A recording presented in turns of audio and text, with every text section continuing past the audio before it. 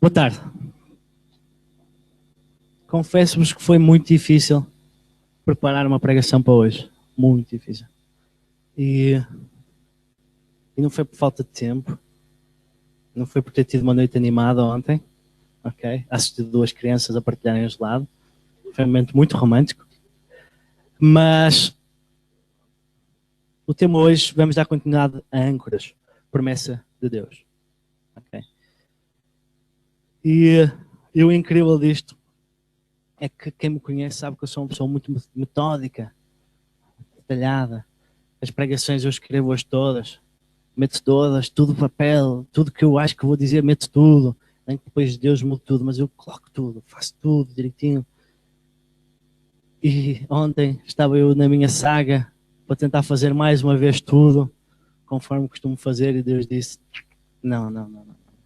Era meia-noite e tal. Disse, pronto Deus, eu vou-me deitar porque isto não vai longe. Tantas linhas, tantas filas, tantos pensamentos, que eu desisti e senti Deus a falar assim comigo. É impossível tu falares de promessas, das minhas promessas, neste momento, sem falares de coração. É este o desafio de hoje. Normalmente eu tenho sempre 7 páginas escritas, ok? Não se assustem. Hoje tenho 5 escritas, mas só de passagens, ok? Não consegui, tive que negociar um bocadinho com Deus. Tinha que ter alguma coisa aqui, caso isto também para poder correr bem, para não andar aqui à procura das passagens, ok?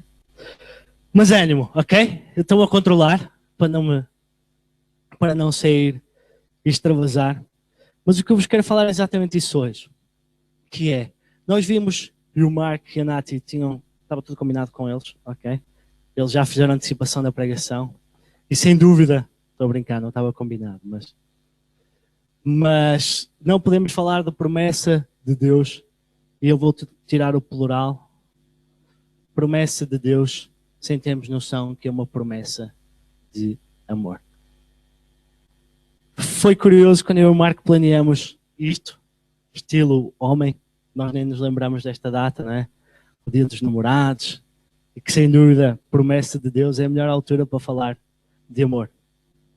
Mas não há como fugir. Ontem foi um dia espetacular, não é? Viveu-se o amor em todo lado.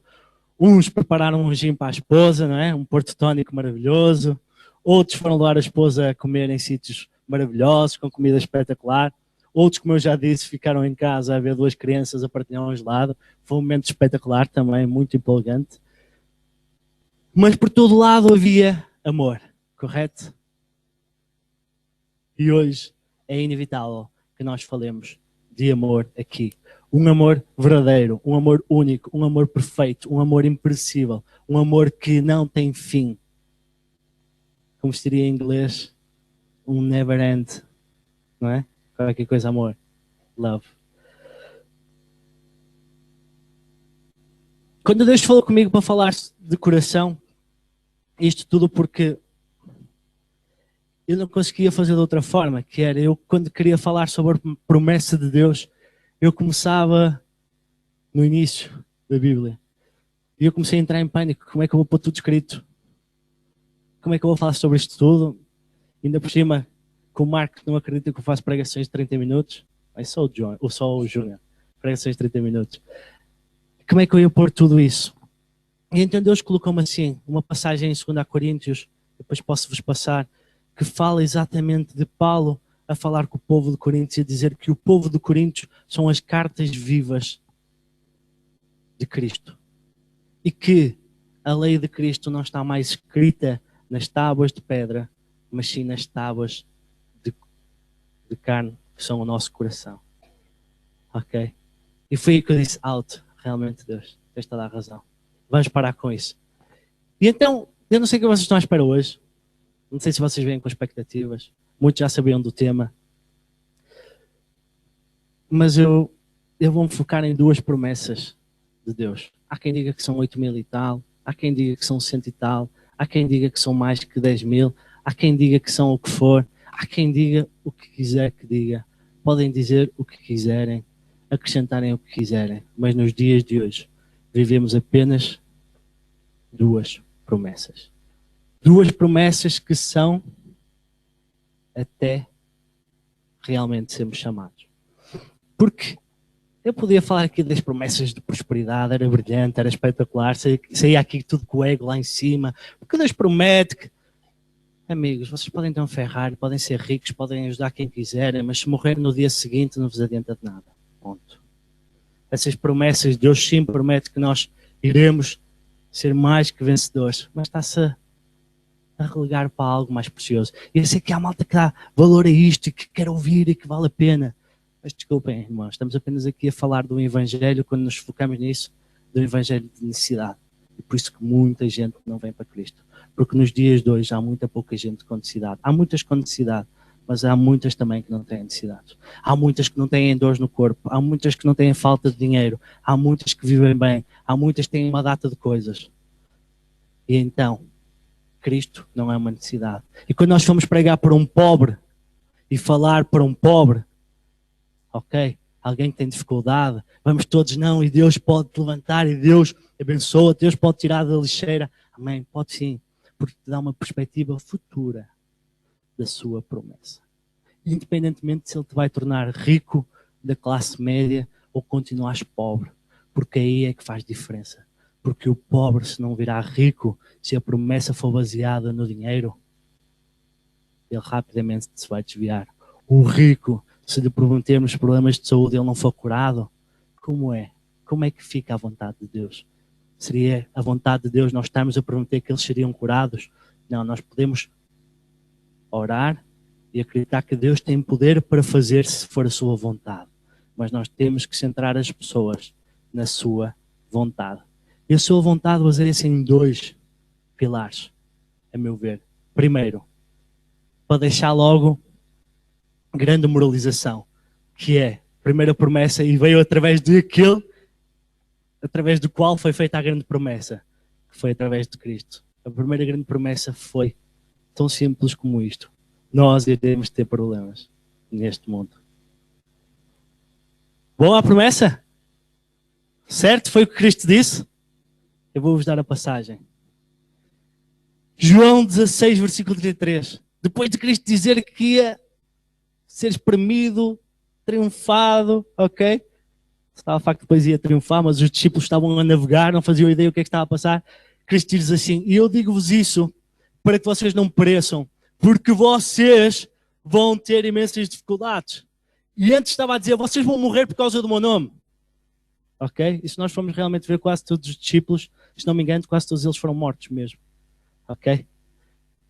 Correto? Ou seja, nós todos iremos ter dificuldades. Primeira promessa maravilhosa. Amém? Mas esse é o detalhe da passagem, que é, eu disse essas coisas para que em mim vocês tenham paz. Neste mundo vocês terão dificuldades. Contudo, tenham ânimo e eu venci o mundo. Grande promessa, não é? Mas isto para apontar para quê? Para a promessa que realmente importa. E isto é muito importante nós termos cientes, porque nós às vezes quando pregamos o Evangelho da flor, em que tudo é maravilhoso. Mas se nós abrimos o livro das verdades, a Bíblia, vemos que nem tudo corre como o homem gostaria que corresse. Mas há a grande promessa em Romanos 10, correto? 9 a 13, que diz assim, se confessarmos com a nossa boca que Jesus é o Senhor e crermos em nosso coração que Deus o ressuscitou dentre os mortos, seremos salvos. Pois com o coração se crê para a justiça e com a boca se confessa para a salvação. Como diz a Escritura, todo o que nele confiar jamais será envergonhado. Não há diferença entre judeus e gentios, pois o mesmo Senhor é Senhor de todos e abençoa ricamente todos o que o invocam. Porque todo aquele que invocar o nome do Senhor será salvo. Amém? Começa a apontar para onde Ele quer, para o futuro. E nós só podemos compreender isto quando realmente percebemos o que é que Deus nos está a dar. E sabem porque é que às vezes nós temos dificuldade em perceber o que é que Deus nos está a dar para o futuro e começamos a a agarrar nas coisas materiais. Deus, porque tu prometeste que me tens que dar saúde, tu prometeste que me tens que dar dinheiro, tu prometeste que vais para lá em cima. Não, realmente Ele promete, tem promessas, mas o que Ele aponta, onde Ele aponta que não vai haver dificuldades, é no futuro. Então, quem tem Bíblia, abra por favor, Apocalipse 20, e vamos ler até ao final, do versículo 7, até ao final do versículo de Apocalipse 22, versículo 21. Vamos fazer uma leitura direta.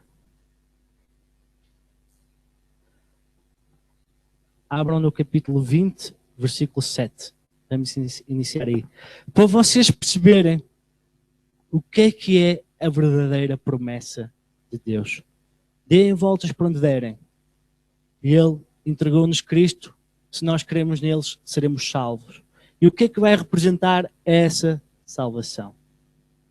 Diz assim: quando terminarem os 1000 anos, Satanás será solto da sua prisão e sairá para enganar as nações que estão nos 4 cantos da terra, Gog e Magog, a fim de reuni-las para a batalha. Seu número é como a areia do mar. As nações marcharam por toda a superfície da terra e cercaram o acampamento dos santos, a cidade amada.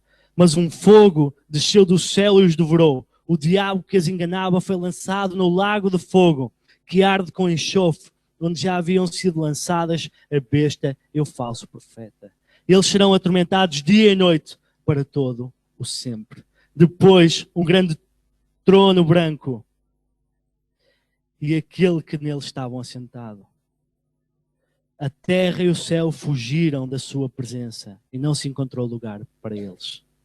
Vi também os mortos, grandes e pequenos, em pé diante do trono, e livros foram abertos. Outro livro foi aberto, o livro da vida. Os mortos foram julgados de acordo com o que tinham feito, segundo o que estava registado nos livros. O mar entregou os mortos que nele havia, e a morte e o Hades entregaram os mortos que neles havia. E cada um foi julgado de acordo com o que tinha feito. Então a morte e o Hades foram lançados no lago de fogo. O lago de fogo é a segunda morte. Aqueles cujos nomes não foram encontrados no livro da vida foram lançados no lago de fogo. Primeira promessa: o inimigo vai continuar a fazer a sua festa, mas Deus virá para o prender e lançar no lago de enxofre, que será a segunda morte, que significa que será sofrimento eterno. Vem a parte maravilhosa para aqueles que creem em Cristo como Senhor e Salvador, que diz assim: então vi novos céus e nova terra, pois o primeiro céu, a primeira terra tinham passado, e o mar já existia. Vi a cidade santa, a nova Jerusalém, que descia dos céus, da parte de Deus, preparada como uma noiva adornada para o seu marido. Ouvi uma forte voz que vinha do trono e dizia: agora o tabernáculo de Deus está com os homens, com os quais ele viverá. Eles serão os seus povos, o próprio Deus estará com eles, será o seu Deus. Ele enxugará as lágrimas de todo o olho. Não haverá mais morte, nem tristeza, nem choro, nem dor, pois a antiga ordem já passou. Vale a pena repetir isto. Não haverá mais lágrima em todo o olho, porque ele enxugará. Não haverá mais morte, nem tristeza, nem choro, nem dor, pois a antiga ordem já passou. Aquele que está sentado no trono disse: estou a fazer coisas novas. Acrescentou: escrevam isto, pois estas palavras são verdadeiras e dignas de confiança. Disse ainda a João: está feito, eu sou o Alfa e o Ômega, o princípio e o fim. Quem tiver sede, darei de beber gratuitamente da fonte da água da vida. O vencedor herdará tudo isso, e eu serei seu Deus, e ele será meu filho. Mas os cobardes, os incrédulos, os depravados, os assassinos, os que cometem imoralidade sexual, os que praticam feitiçaria, os idólatras e todos os mentirosos, o lugar deles será no lago de enxofre. Esta é a segunda morte. Um dos 7 anjos que tinha as 7 taças cheias das últimas 7 pragas aproximou-se e disse: venham, eu mostrarei a você, noiva, a esposa do Cordeiro. Ele me levou no espírito a um grande e alto monte e mostrou uma cidade santa, Jerusalém, que descia dos céus, da parte de Deus. Ela resplandecia como a cristal. Tinha um grande e alto muro, com 12 portas, 12 anjos junto das portas. Nas portas estavam escritos os nomes das 12 tribos de Israel. Havia 3 portas no oriente, 3 ao norte, 3 ao sul e 3 ao ocidente. O muro da cidade tinha 12 fundamentos e neles estavam os nomes dos 12 apóstolos do Cordeiro. O anjo que falava comigo tinha como medida uma vara feita de ouro para medir a cidade, suas portas, seus muros. A cidade era quadrangular, de comprimento e largura. Eram todos iguais. Ele mediu a cidade com a vara. Tinha 2.200 km de comprimento. A largura e a altura eram iguais ao comprimento. Ele mediu o muro e deu 65 metros de espessura, segundo a medida humana que o anjo estava usando. O muro era feito de jaspe. A cidade era de ouro puro, semelhante ao vidro puro. Os fundamentos dos muros da cidade eram ornamentados com toda a sorte de pedras preciosas. O primeiro fundamento era ornamentado com jaspe, o segundo com safira, o terceiro com calcedónia, o quarto com esmeralda, o quinto com sardónio, o sexto com sárdio, o sétimo com crisólito, o oitavo com berlilo, o nono com topázio, o 10º com crisópraso, o 11º com jacinto, o 12º com ametista. As 12 portas eram 12 pérolas, cada porta feita com uma única pérola. A rua principal da cidade era de ouro puro, como vidro transparente. Vocês estão-se a deliciar? Eu se calhar devia ter dito, fechem os olhos e comecem a imaginar o detalhe, o pormenor, de que valerá o dinheiro que nós estamos aqui a juntar, ou se eu ter essa visão material aqui de nada, quando nós vamos poder pisar ouro puro, tão puro como vidro. Quando o simples fundamento de uma porta será de jaspe, será de todo metal precioso que existe. De que é que vale todo o dinheiro para o Todo-Poderoso, que está a preparar uma cidade toda, com tudo o melhor que há? Mas o que é interessante é que para uns, isto é um detalhe importante, se calhar para mais velhos, que já sofrem na pele de dores e de sentimentos de tristeza por perdas importantes, o limpar as lágrimas dos olhos, o tirar toda a dor, todo o sofrimento, não haver mais, será mais importante. Mas o melhor disto tudo é o que ainda vamos ver à frente. Não vi templo algum na cidade, pois o Senhor Deus Todo-Poderoso e o Cordeiro são o seu templo.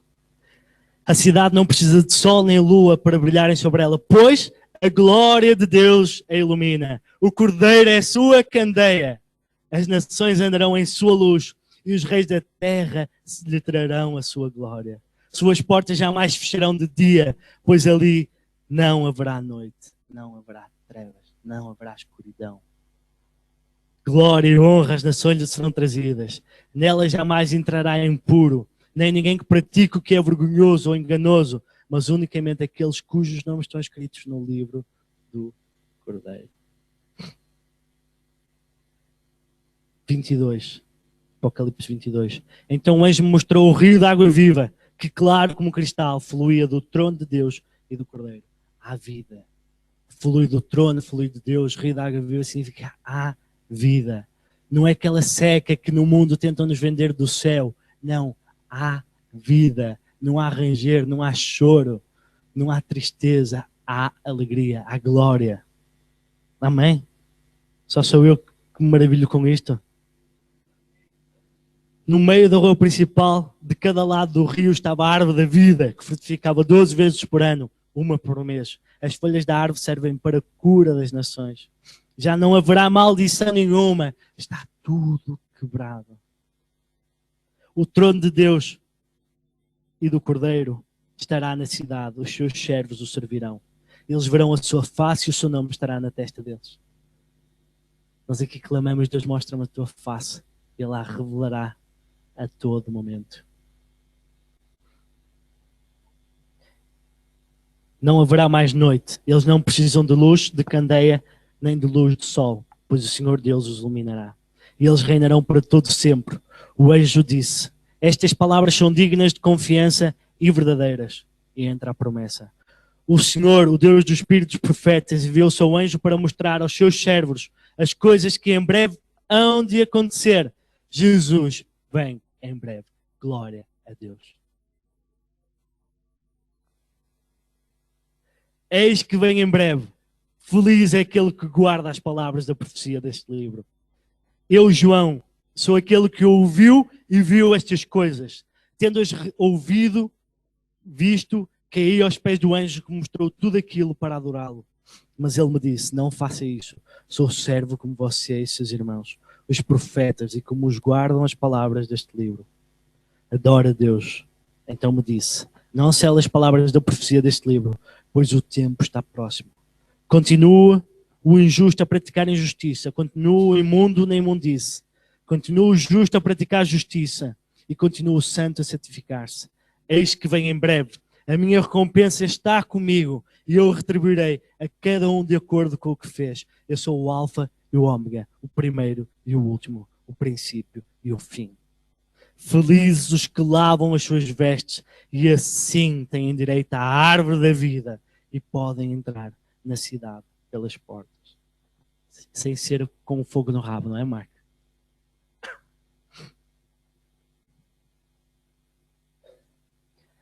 De fora, e é duro, ficam os cães, os que praticam feitiçaria, os que cometem imoralidades sexuais, os assassinos, os idólatras e todos os que amam e praticam a mentira.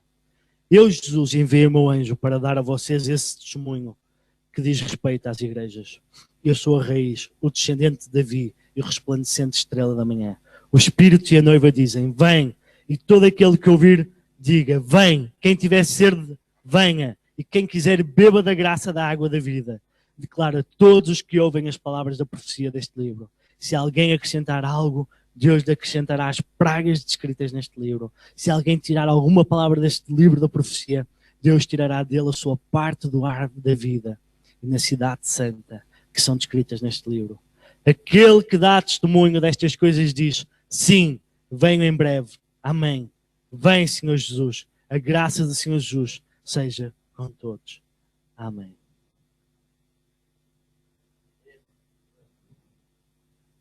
Está claro a promessa? Como é que eu posso querer acrescentar alguma coisa quando é tudo tão claro? Sabem porque é que às vezes não é tão claro para nós? Porque foi o que eu disse de início. Porque nós só vamos perceber que algo é importante quando esse importante nós não o temos. Porque são raros os poucos que conseguem dar importância àquilo que têm. Mas mesmo isso, dando glória ao que temos, como é que nós podemos dizer, sim, Deus, eu preciso de salvação? Se eu tenho a minha vida tranquila, organizada financeiramente, tenho saúde, nunca aconteceu nada de grave, nunca fiz mal a nenhum. Para que esta noção? Para que é que precisamos disso? Para que é que eu preciso dessa cidade espetacular? Se eu aqui corre-me tudo bem. É espetacular a minha vida aqui. Tenho tudo o que quero. Para que é isso? Parece que é para pobre só. Não, não é só para pobre. E esta é a coisa maravilhosa de Deus. Porque para percebermos isto, temos que perceber o que é que perdemos. E aí eu não preciso contar a história, porque todos, ou grande parte, leu Gênesis. Correto? Adão e Eva. Correto? Qual era o privilégio que eles tinham? Adão teve toda a espécie de animais qual poderia acasalar. É verdade. Porque Deus não encontrou parceira digna de Adão, criou-lhe a mulher, traduzindo faladora. Correto? Faz isso mesmo. A mulher está a ouvir. Criou a mulher através do homem. Criou uma parceria única. Num lugar em que havia apenas uma regra. Correto? Uma regra. Tinham tudo ao seu dispor. Não comer aquele fruto, ok? Que revelaria o bem e o mal. E isto é muito importante para percebermos porque é que agora toda a gente precisa de salvação. Para explicarmos lá fora porque é que as pessoas precisam de salvação. Porque não é por causa de resolver a sua vida financeira. Não sei porque é que estou tocando nesta. Deve ser por estar mal isto. Okay. Não é mais fácil de janeiro ou fevereiro, não é? Mas não é para resolver a sua situação amorosa, não é para resolver a situação financeira, não é para resolver a situação aqui, embora tudo possa ser mudado por Deus, mas sim para voltarem a ter aquilo que Deus planeou dar-nos a todos nós. Aquele paraíso na terra foi-nos retirado, foi-nos tirado o direito para chegarmos aos dias de hoje e termos a promessa entregue por aquele que é verdadeiro. Vocês todos leram, ou grande parte leu, Êxodo, correto? Adão e Eva fizeram as neiras e a partir de um homem só, todo o pecado veio ao mundo. E isto é chave para percebermos o restante. Foram expulsos, ok? E Deus, coração maravilhoso, tratado a sua criação poderosa. E agora? Calma, pronto, meus filhos, foram lançados. Mesmo assim eu vou-vos escolher como povo. Abraão, vai! Confia! Não saibas para onde é que vais, mas segue-me. Vai para onde eu te mandar. Ok, foi. E depois as suas descendências, correto? Chegamos Jacó, chegamos José, vemos o povo a ir para o Egito, o povo a ser escravizado, vemos Deus a levantar Moisés para tirar o seu povo do Egito, correto? Porque o seu povo estava a ser oprimido. E Deus, ok, Êxodo, no final, começa a lançar um bocadinho do que são as leis que depois vamos ler em Levítico, ok, por aí fora. Mas começa a lançar sobre o seu povo. E diz assim, se vocês obedecerem aos meus mandamentos, vocês serão o meu povo eleito. Oh, glória a Deus. Espetacular. Detalhe precioso. Moisés desce do monte, reúne o povo todo. É precioso, parece uma brincadeira, mas é precioso. Reúne o seu povo todo o povo se senta, não sei, fica de pé a ver, e Moisés começa a ler os mandamentos e as leis que Deus lhe deu. E depois o que é que faz? Pega em sangue, pega lá, vamos lá, atirar sangue para cima das pessoas. E o que é que tinha? Para que é que era esse sangue? Diz lá na palavra, para confirmar a promessa. Com sangue foi confirmada a promessa.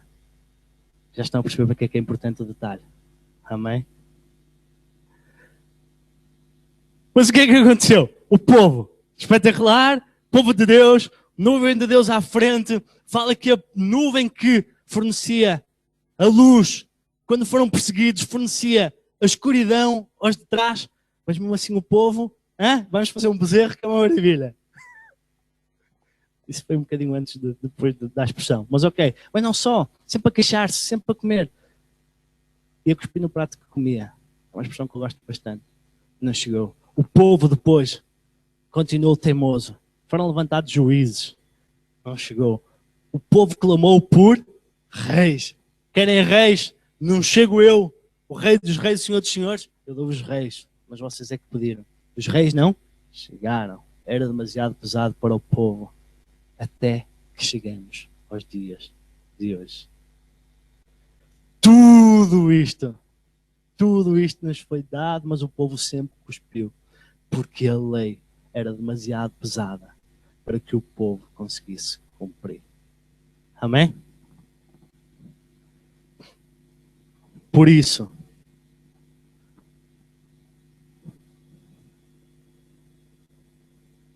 ainda haverão os profetas para lembrar o povo para o seu caminho. Mas não era fácil, era impossível. E Deus deu o silêncio. Não antes de profetizar a salvação das salvações.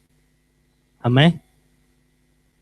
Diz em Isaías, capítulo 59, e não vos vou ler a passagem que todos conhecemos, que nos nasceu um menino a profetizar Jesus, mas sim a mostrar porque é que precisamos de Jesus. Diz assim, versículo 1 a 2 do capítulo 59. Vejam, o braço do Senhor não está tão encolhido que não possa salvar, e o seu ouvido tão surdo que não possa ouvir. Mas as nossas maldades, as suas maldades, separaram vocês do seu Deus. Os seus pecados esconderam de vocês o rosto dele, e por isso ele não os ouvirá. Amém? Então é preciso alguém que nos possa vir restaurar aquilo que Deus prometeu.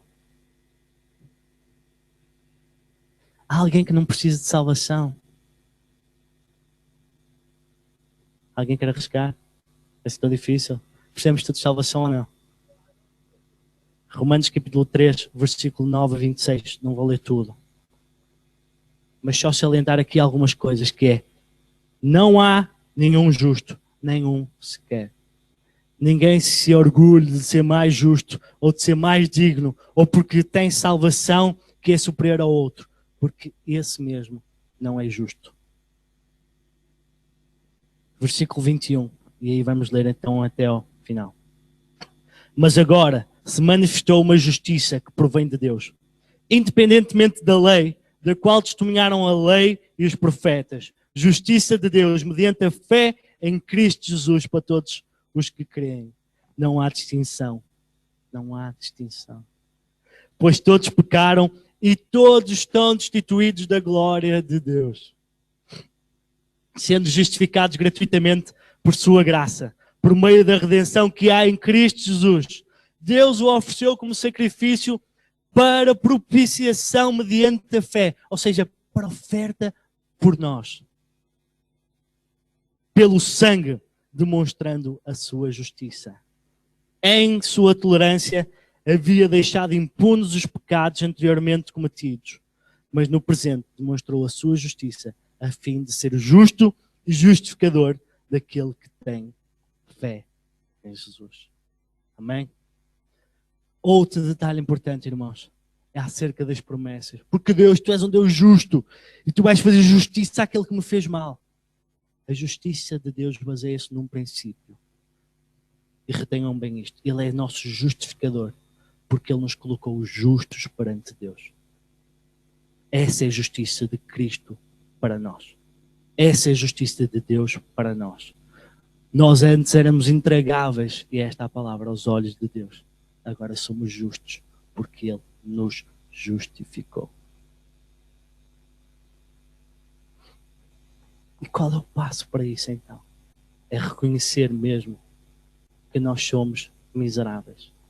Paulo diz assim, em Romanos capítulo 7, versículo 24 a 25. Paulo, volto a dizer, Paulo, e não aquele Paulo, embora seja um bom homem, não estou Paulo, mas Paulo, que era um grande homem de Deus, a reconhecer assim: miserável homem eu sou.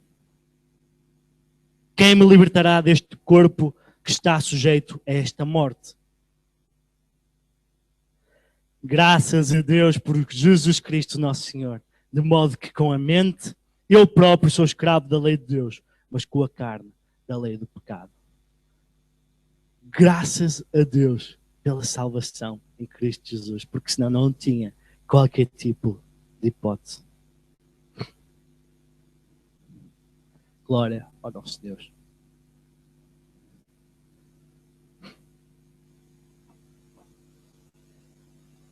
Promessa de Deus. Eu disse que eram duas, vamos focar numa. Vamos chamar que a outra é um apêndio da primeira. Ok? Que se repararem, quando nós vemos que nesta terra teremos dificuldades, dá mais valor a quê? À promessa que Deus nos dá. Muito mais valor, correto? Duas passagens para terminar. A analogia que todos que estão a fazer o plano já leram, das bodas de Caná, para perceber o poder de Cristo. E muitos de nós, quando lemos aquilo, eu li imensas vezes, até que Deus uma vez me chamou a atenção, e eu fiquei tão eufórico com o que Deus falou comigo nesta passagem. E nós focamos, foi os primeiros milagres que foram feitos por Cristo, ou dos primeiros, mas tem uma mensagem profunda. E depois vamos terminar com o agradecimento a Deus por essa promessa maravilhosa. Então João capítulo 2, versículo 1 a 11. Se puderem abrir, abram, por favor.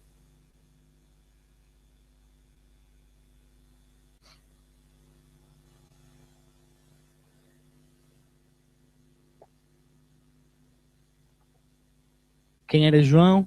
Ok? Um dos discípulos, aquele que pareceu Cristiano Ronaldo a falar dele, não é? No livro de João, aquele que Cristo amava, estava ao lado dele, a falar dele, não é? E o que é que João, vimos a semana passada, ou quarta-feira passada, o que é específico o livro de João? É um livro que revela a intimidade de Jesus. Amém? Agora que já todos abriram, diz assim: no terceiro dia houve um casamento em Caná da Galileia, A mãe de Jesus estava ali. Jesus e os seus discípulos também haviam sido convidados para o casamento. Tendo acabado o vinho, a mãe de Jesus lhe disse: eles não têm mais vinho, respondeu Jesus. Que temos nós em comum, mulher? A minha hora ainda não chegou. Sua mãe disse aos serviçais: façam tudo o que ele mandar. Ali perto havia 6 potes de pedra, do tipo usado pelos judeus para as purificações cerimoniais. Em cada pote cabiam entre 80 e 120 litros. Disse Jesus aos serviçais: encham os potes com água. E os encheram até à borda. Então ele lhes disse: agora levem um pouco ao encarregado da festa. Eles assim fizeram. O encarregado da festa provou a água que fora transformada em vinho, sem saber de onde este viera, embora soubessem os serviçais que haviam tirado a água. Então chamou o noivo e disse: todos servem primeiro o melhor vinho, e depois que os convidados já beberam bastante, o vinho inferior é servido.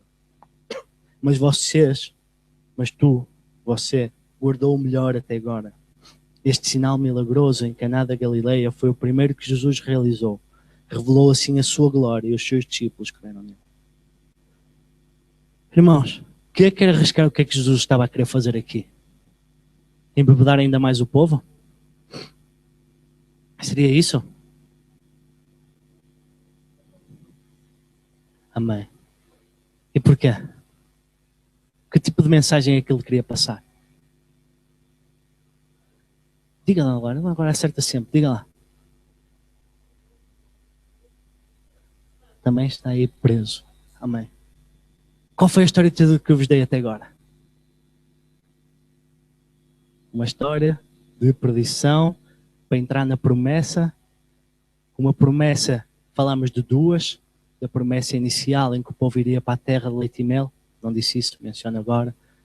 Mas que não foi suficiente. Morreram à porta, entre aspas. Entraram as gerações anteriores, seguintes.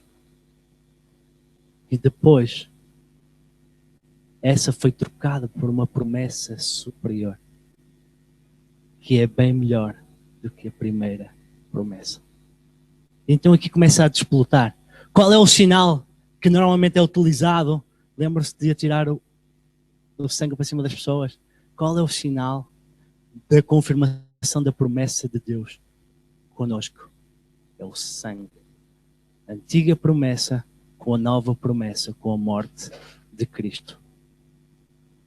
Morreu para que com o seu sangue nós possamos ser justificados e podermos assim ter acesso a essa promessa que é perfeita, única, inigualável com Cristo Jesus. Mas não fica por aqui, porque ele associa isso ao vinho. E por isso então o segundo vinho será melhor que o primeiro vinho. Porque aqueles que se encercaram do vinho antigo poderão usufruir agora de um vinho novo que dá liberdade e todo o poder.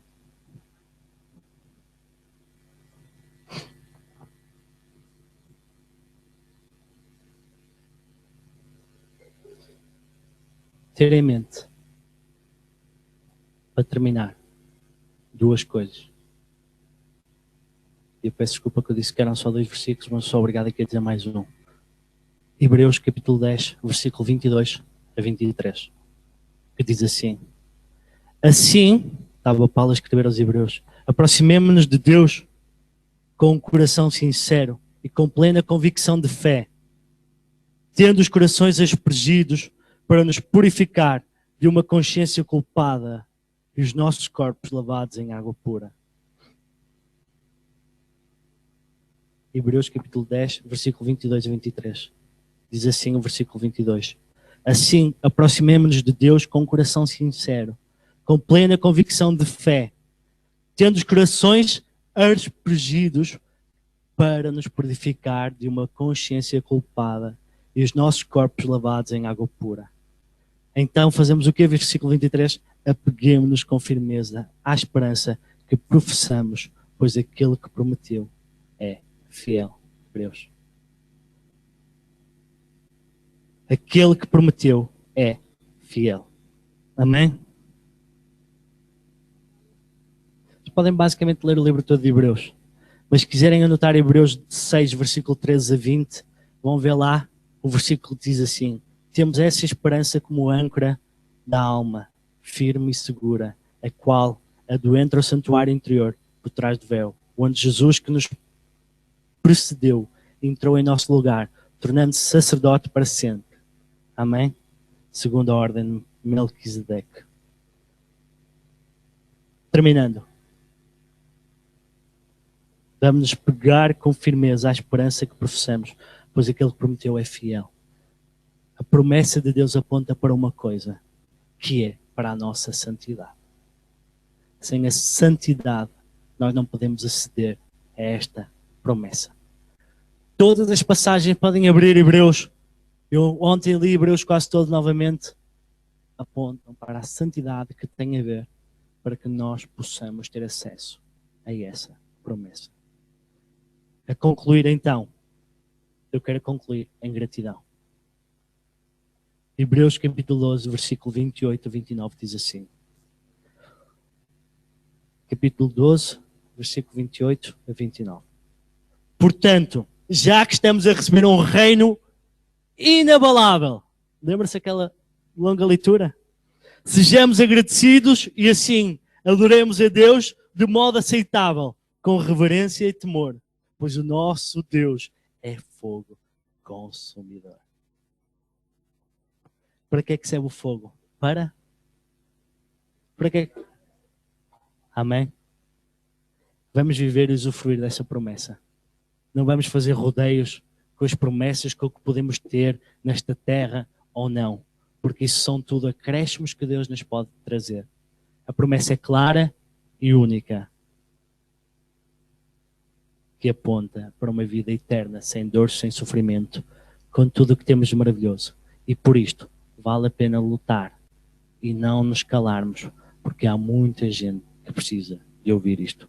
Esta esperança. Amém, Senhor. Te entregamos, Senhor, tudo isto, Senhor, maravilhoso em Ti, Pai. Como Tu és perfeito, Pai. Como Tu és maravilhoso, Senhor. Como Tu és glorioso, Senhor. Oh Pai, Senhor, nós temos glória, Senhor. Nós temos honra, Senhor. Porque Tu és o Rei dos Reis, o Senhor dos Senhores, Pai. Oh Deus, Senhor, e mesmo nós sermos sujos, Senhor. Mesmo nós, Senhor, sermos realmente todos os dias ou constantemente, Senhor, não sermos justos, Pai.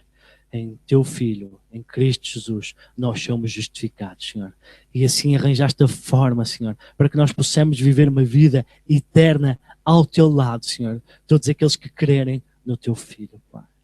Ó Deus, Senhor, ajuda-nos, Senhor, a resgatar o máximo de almas possíveis, Senhor. O máximo de vidas possíveis, Senhor. Ajuda-nos a ir, Senhor, a ser, Senhor, pioneiros, Senhor, a ser embaixadores, Senhor, a dar o passo, Senhor, a ir com o Teu Espírito, Senhor, pregar o Teu Evangelho, mostrar esta promessa maravilhosa, Senhor, mostrar o que espera àqueles que não têm a salvação em Cristo Jesus e mostrar aquilo que nos espera a todos que Te glorificam e que têm em Cristo como Senhor.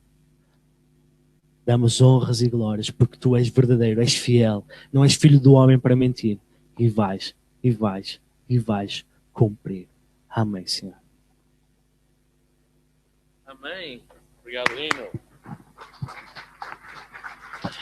Muito bom.